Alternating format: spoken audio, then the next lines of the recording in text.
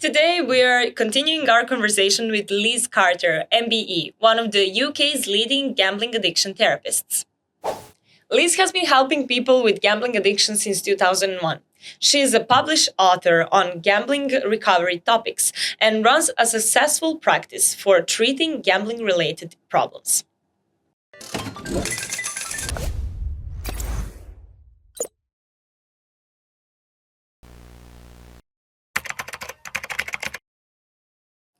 Our research showed that 22% of UK sports bettors would ask a gambling therapist for advice on how to manage stress, guilt, and anxiety linked to betting.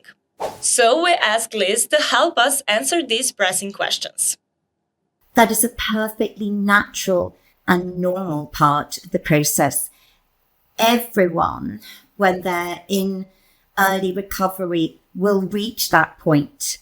And reaching that point is actually, on the one hand, to be celebrated, because it actually means that you have withdrawn from the numbing, the drug-like effects of addictive gambling enough to be able to really get back in touch with your thoughts and your feelings. And part of that is that you will look back and you will see the things that you did, the things that you said, the things that you regret when you were addicted, because it's almost like looking at a different person.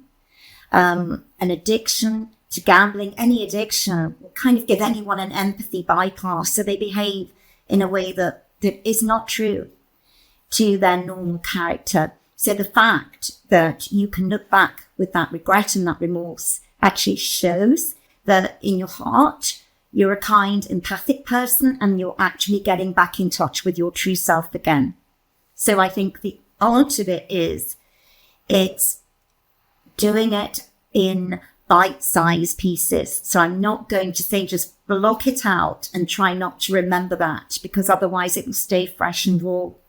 It's much better to do that processing in some sort of help and support. So if you can go and see a professional counselor or a therapist, and you can use that safe space to do your processing, then that will be a lot easier on yourself, a lot kinder on yourself.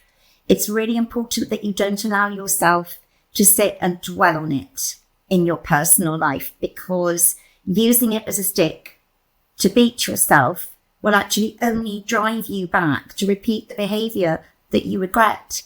Because for everyone that I've worked with, gambling has been a form of emotional medication. It's been an escapism. So the worse you make yourself feel, the more likely you are to gamble. So I think it's seeing it as a natural, normal part of the process, looking at the things that you regret in help and support with someone who can help you take the wisdom from those experiences, so that you learn something about yourself, so that you can move forward in a positive way. And the last thing I would say what would be, each day, here and now, just focus on that day and make your every action the action of the person that you know you truly are, the person that you want to be. And in time, those feelings of regret and remorse and shame, they will fade.